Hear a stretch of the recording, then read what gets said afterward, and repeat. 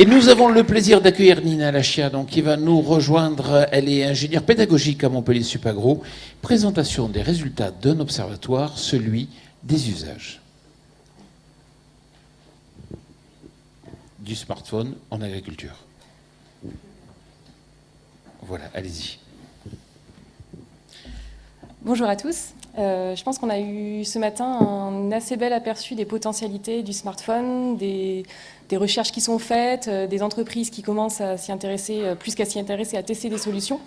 Et nous, on s'est posé la question aujourd'hui, quels sont les usages réels du smartphone comme capteur, comme système de mesure en France, un peu faire la part des choses justement entre ce qu'on peut faire et ce qui est utilisé aujourd'hui sur le terrain.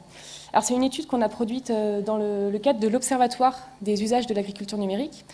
Cet observatoire, c'est un projet de la chaire agrotique et aussi de l'Institut de convergence digitale et qui s'occupe à produire tous les 3 mois un peu une photographie, puisqu'on a beaucoup parlé d'appareils photo, une photographie des usages de cette technologie en France. Alors, pourquoi le choix du smartphone ? Je pense qu'il a été très bien introduit ce matin, et notamment, je le complète par 2 éléments de contexte qu'on a aussi également bien vu ce matin. C'est qu'il y a un usage réel et croissant des smartphones en agriculture.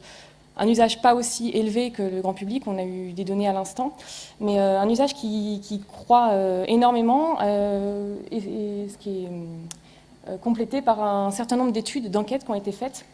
Je les ai citées ici en bas, des études faites par la France Agricole, l'étude Agrinote qui a été citée également juste avant, également une étude AgriConnexion par l'IDEM, donc des études 2016-2017 très récentes, qui montrent que oui, les exploitations agricoles sont équipées.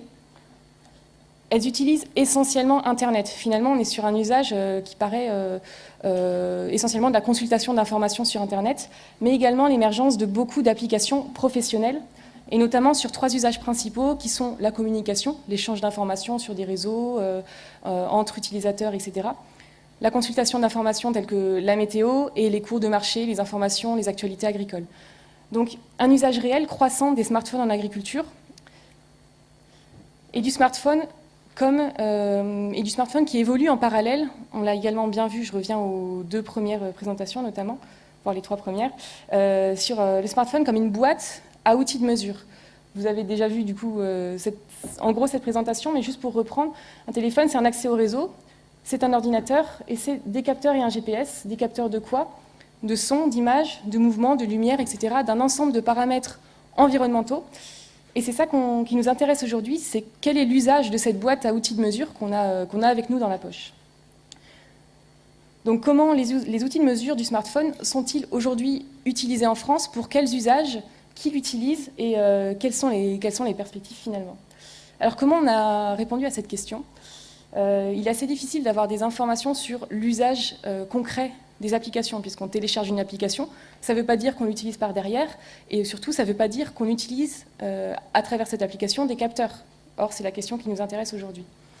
Donc on a croisé plusieurs sources, des entretiens avec des professionnels de l'agriculture, agriculteurs, techniciens, une étude, une fouille, on va dire, des forums, puisqu'il y a beaucoup de choses qui se disent sur les forums des agriculteurs. Bonjour, je viens d'acheter un smartphone, quelles applications utilisez-vous ? Je cherche à faire des mesures sur mon terrain, qu'est-ce que vous me conseillez, etc. Donc il y a vraiment beaucoup d'informations qu'on peut trouver sur ces forums, sur les usages, sur les conseils, sur les questions que se posent aujourd'hui les agriculteurs. Et évidemment, on a croisé tout ça avec des informations de presse, les enquêtes qui sont réalisées, qui sont déjà faites, donc on avait déjà beaucoup d'informations à ce sujet-là. Et on a également utilisé les sites des boutiques en ligne, le Play Store, l'App Store, qui finalement dressent un peu une cartographie de l'offre, mais aussi de l'utilisation potentielle derrière. Donc à travers ces différentes sources, on a filtré un peu les applications sur leur usage, sur la mobilisation qu'elles faisaient des capteurs du téléphone, des systèmes de mesure. Et on en a sorti comme ça plus de 110 applications qui mobilisaient au moins un smartphone, qu'on a cartographié en une dizaine d'usages. Ces usages, on les a estimés, notamment en les notant par rapport à la fréquence d'utilisation de ces applications, à la façon dont on en parle, etc. Et donc ce qu'on a construit, c'est un peu une cartographie sur 2 axes des usages de ces applications smartphones en agriculture.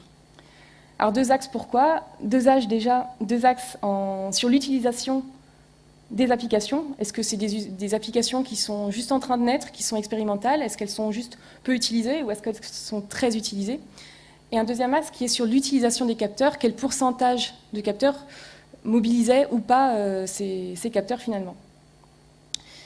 Et donc, le premier résultat qu'on a produit dans cet observatoire, c'est une typologie d'usage du smartphone comme système de mesure. Et le premier grand type d'usage, c'est tout ce qui est application de réglage de matériel. Donc, je pense que vous en verrez des exemples cet après-midi, puisqu'on aura plusieurs témoignages. Les applications de réglage de matériel sont parmi les plus fréquemment utilisées en agriculteur. En général, elles n'ont pas besoin de capteurs. En général, c'est de la consultation sur Internet d'informations du conseil de réglage, ou alors on remplit un formulaire et il y a une moulinette qui tourne et qui nous donne un conseil de réglage. Régler quoi? Régler des sémoires, des épandeurs, des vannes d'irrigation, voire des applications de pression des pneus. J'ai mis ici l'exemple de l'épandeur Vicon. Je pense que vous aurez un témoignage d'utilisation de cette application cet après-midi.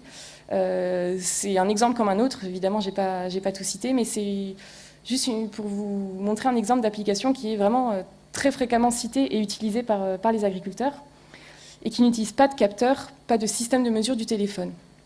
On a cependant également des applications de réglage de matériel qui, elles, mobilisent des capteurs du téléphone et par exemple le GPS, la caméra ou des outils de tracteur. Et ici j'ai mis l'exemple du calculateur de pression Michelin qui est assez utilisé par les agriculteurs, qui se base sur une photo du tracteur pour mesurer la distance entre les roues et calculer une pression. Donc finalement sur ce premier grand type d'usage, on est sur un usage très fréquent. C'est vraiment un des usages les principaux du smartphone en agriculture, mais qui finalement mobilise pas forcément, voire peu, les capteurs du téléphone. Le deuxième grand type d'usage, c'est les applications de type arpentage. C'était confirmé par des études sur quelles sont les applications les plus utilisées. On retrouve très souvent l'arpentage. Et effectivement, dans l'observatoire, l'étude qu'on a faite, on a vu que c'était un usage vraiment très fréquent des téléphones. Ça sert à quoi? Ça sert à dimensionner une parcelle pour, par exemple, faire une commande de produits, une commande de plants pour des vignes, par exemple, des semis, tracer le temps passé. Je pense notamment au CUMA, où il y a besoin de tracer le temps passé sur les outils. Et également des applications en termes de déclaration réglementaire. Je pense par exemple à la PAC, où on a besoin de savoir précisément combien mesure ma parcelle. Et là, on est sur une mobilisation quasiment systématique des capteurs du téléphone, évidemment le GPS, et parfois ça passe par la photo-interprétation, le chargement des images satellites dans son téléphone pour tracer à la main sa parcelle et mesurer la surface. Donc j'ai mis ici deux exemples d'applications couramment utilisées en agriculture, Distance and Area Measurement et Field Area Measure, qui sont vraiment utilisées. C'est pareil, je pense que vous en aurez des exemples cet après-midi. Donc un usage très fréquent et une mobilisation quasiment systématique de capteurs en agriculture. Pardon. Le troisième grand type d'application, c'est le guidage. Là, on est sur un usage que vous connaissez tous, puisqu'on l'utilise même nous-mêmes tous les jours, donc un usage très grand public finalement. Un usage très fréquent, en agronomie, ça va être se repérer sur une parcelle, aller sur une placette, localiser une analyse de sol. Et évidemment, les capteurs utilisés ici, ça va être le GPS et les capteurs de mouvement, bien évidemment. Les applications utilisées ici sont surtout sur des applications grand public, je viens de le dire, on est sur Maps, Google Earth. Et il y a également quelques applications qui existent, qui sont utilisées sur le terrain, dédiées à l'agriculture, notamment pour le guidage des tracteurs. Savoir tracer une ligne droite avec son tracteur, c'est pas si évident, et du coup, il y a des applications dédiées qui sont dédiées. Et donc, c'est pareil, là, on est sur un usage vraiment très courant et une mobilisation fréquente, systématique finalement, du smartphone comme système de mesure. Un troisième grand type d'usage, c'est la consultation de la météo. On l'a un peu vu aussi aujourd'hui. Usage très fréquent, puisque évidemment la météo c'est un enjeu clé en agriculture, et finalement qui se base quasiment systématiquement sur un usage d'Internet simple.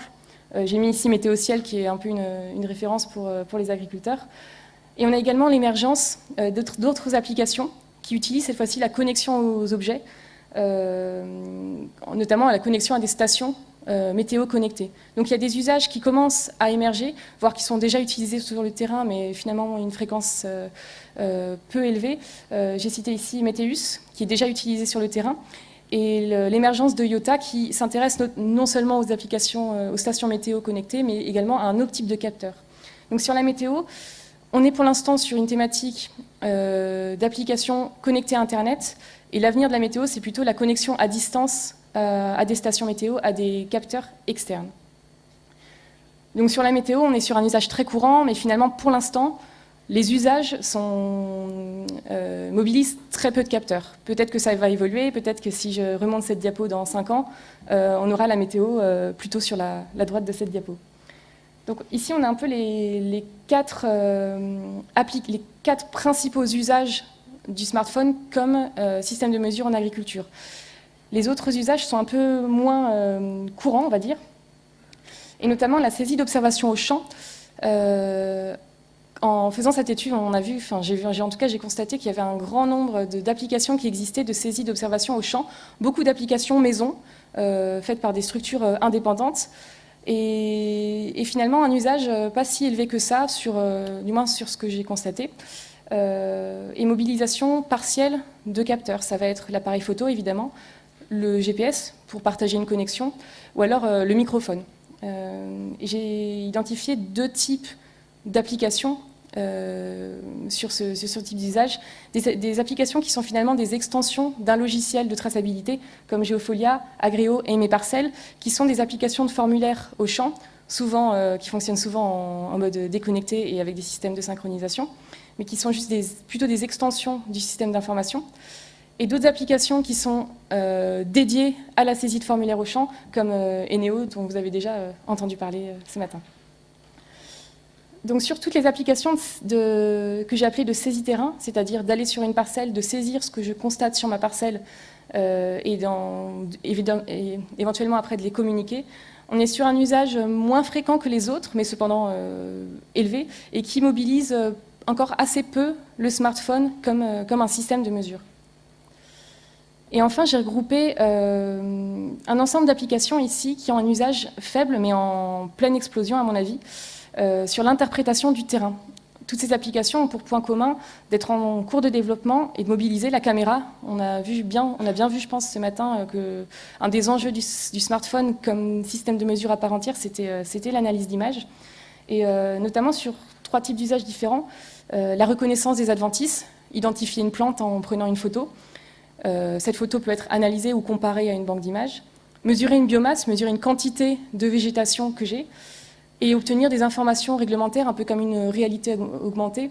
Un usage j'ai cité ici l'exemple de Phytoscan, une application où on prend en photo un produit, et en prenant en photo ce produit, ou plutôt son scan, je peux avoir toutes les informations réglementaires qui m'intéressent. Je crois aussi que vous aurez un exemple d'utilisation cet après-midi. Donc ces applications mobilisent surtout la caméra, et elles se distinguent des autres car elles sont très spécifiques. En effet, je ne sais pas si vous avez un peu fait attention, les applications qu'on a vues jusqu'à présent étaient plutôt génériques, pas spécifiques à une filière, finalement assez génériques, voire grand public.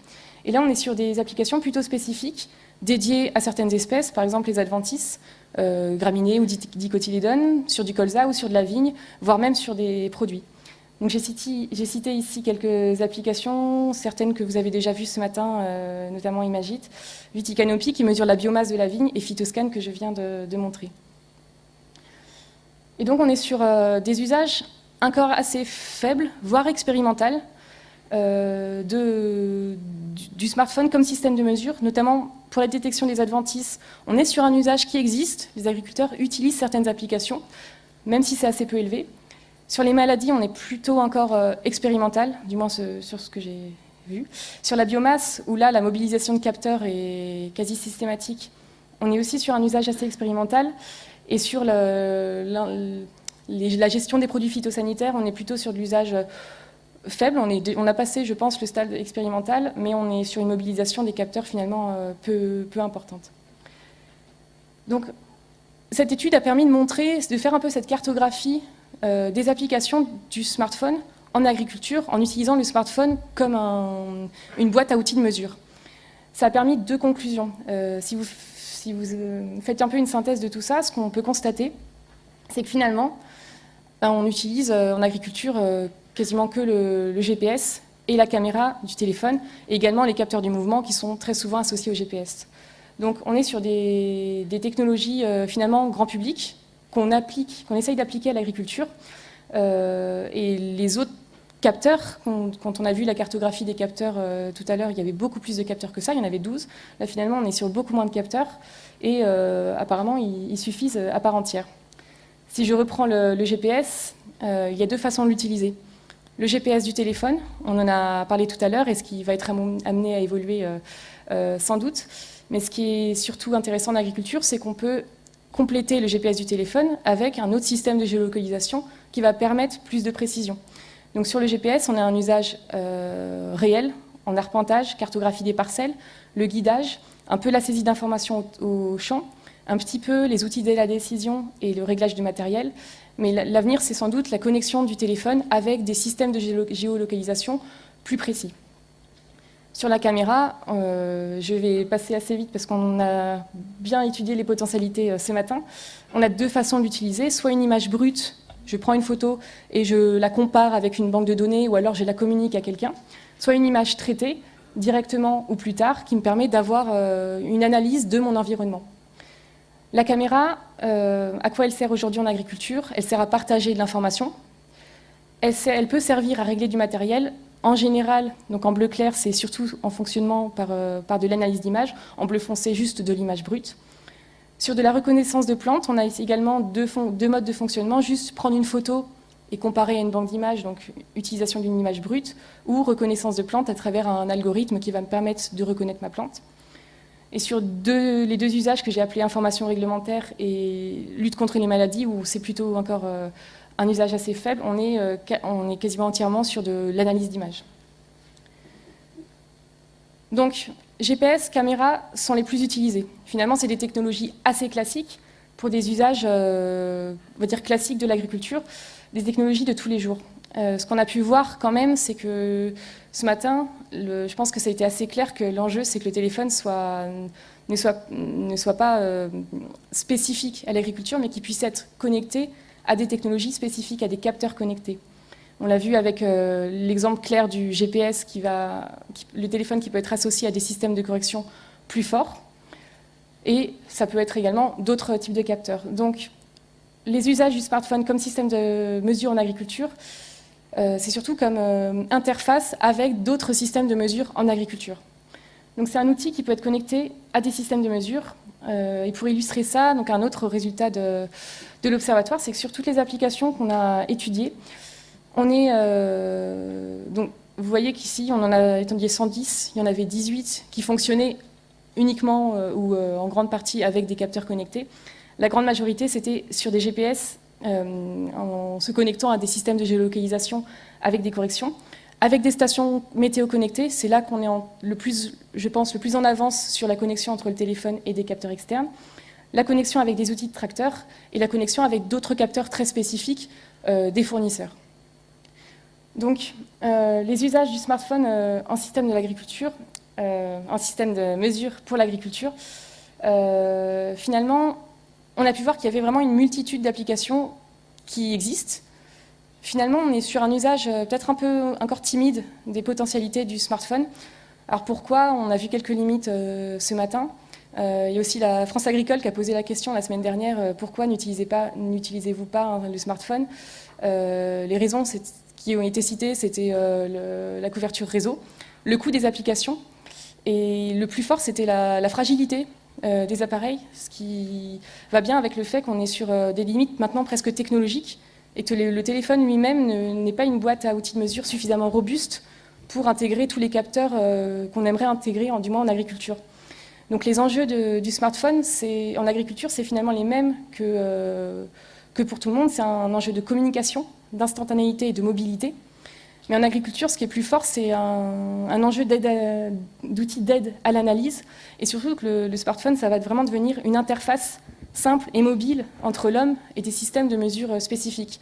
Le terme a été employé ce matin de nœuds de transfert et de visualisation des données. Je trouvais que c'était assez vrai.